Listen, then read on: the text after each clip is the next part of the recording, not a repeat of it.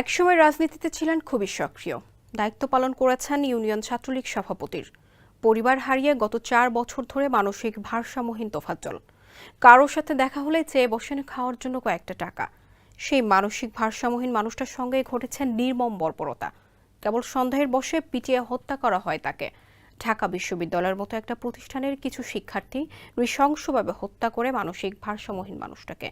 বাবা মা হারানো তোফাজ্জলের এমন পরিণতি মেনে নিতে পারছে না তার চাচা চাচি ভাবি ও স্বজনরা। সুষ্ঠু তদন্তের মাধ্যমে ছাত্র নামধারী খুনিদের বিচার চেয়েছেন তারা। আলামিন ফুরকানের রিপোর্ট, জানাচ্ছেন সুরুজ আহমেদ। ইডেন বে কক্সবাজার সমুদ্র সৈকতের উপর নিজেদের একটি ঠিকানা। মাত্র 5 লাখ টাকায় আপনিও হয়ে যেতে পারেন এই হোটেলের মালিক। সম্ভ্রান্ত একটি মুসলিম পরিবারে জন্ম নিয়েছিলেন তোফাজ্জল। মা বাবা আর এক ভাই নিয়ে তাদের সংসার। হঠাৎ করে বাবা মারা যায়। এর কিছুদিন পর মাও পৃথিবী ছেড়ে চলে যান।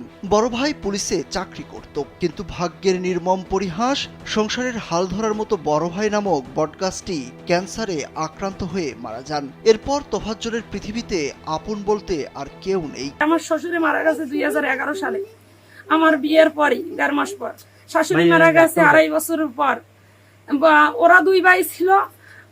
আমার হাজবেন্ড নাসির পুলিশ, উনি 2023 সালের 7 এপ্রিল মারা গেছে লিভার ক্যান্সারে। যেহেতু তার গার্জিয়ান ছিল না, সে অসুস্থ বেশিটাই হয়েছে। তো এ জায়গায় সে জায়গায় আত্মীয় স্বজনে বিভিন্নভাবে ওরে রাখার চেষ্টা করছে, চিকিৎসা চালাইতে চেয়েছে, কিন্তু কোথাও মাথায় সমস্যা, মানসিক ভারসাম্যহীন লোক। তো ওরে চেষ্টা করছে সবাই যে ভালো রাখার, কিন্তু ও কোথাও থাকে নাই। যে জায়গায় যাইতো সেই জায়গায় 2 দিন থাকতো, এক জায়গায় আবার আরেক জায়গায় হাঁটা দিত। তোফাজ্জল ছোটবেলা থেকেই পড়াশোনায় খুব মনোযোগী ছিলেন। ছাত্র হিসাবেও খুব মেধাবী তিনি। পড়াশোনার এক পর্যায়ে জড়িয়ে পড়েন রাজনীতির সাথে। শুরুতেই ইউনিয়ন ছাত্রলীগের সভাপতির পদ পান, কিন্তু প্রেমের সম্পর্কে জড়িয়ে সবকিছু ওলটপালট হয়ে যায় তার। প্রেমে ব্যর্থ হয়ে হারিয়ে ফেলেন মানসিক ভারসাম্য। মাঝে মাঝে স্বাভাবিক হন তিনি, কিন্তু কিছুদিন পর আবারও আগের মতো আচরণ শুরু করেন। এমন একটি মানুষকে পিটিয়ে হত্যার বিষয়টি কিছুতেই মেনে নিতে পারছেন না চাচা চাচিরা। এককাল ঠিক হয়ে যায়, ওই নামাজ পড়তে, তবজি পড়তে, এই মরতে, আর এই বাই মারার পর একালে টুয়াললে পর আবার ভালো হইলে ওই ঢাকা গেছে বার পিঠে এই মেডিয়া লাইছে। বিশ্বাস চাই সত্য। বড় হাতের লোক তো, হাত ছিল তার বড়, রাজনীতি করতো তো, হাত ছিল বড় হাতের লোক তো, টাকা চাইতে মানুষের কাছে, এটুকুই তার অপরাধ ছিল। তোফাজ্জলকে মারধরের ভিডিও সামাজিক যোগাযোগ মাধ্যমে ছড়িয়ে পড়লে তার গ্রামের বাড়ি বরগুনার পাথরঘাটা উপজেলার কাঁঠালতলী ইউনিয়নের তালুকের চরদুয়ানিতে চাঞ্চল্যের সৃষ্টি হয়। তার এমন ঘটনায় গ্রামবাসীও শোকে কাতর। তোর মা নাই, কেউ নাই, ওর কোনো রক্তের কেউ নাই, তো মানুষের একটু দোষ করি, তো এইভাবে ফিরে মানুষে।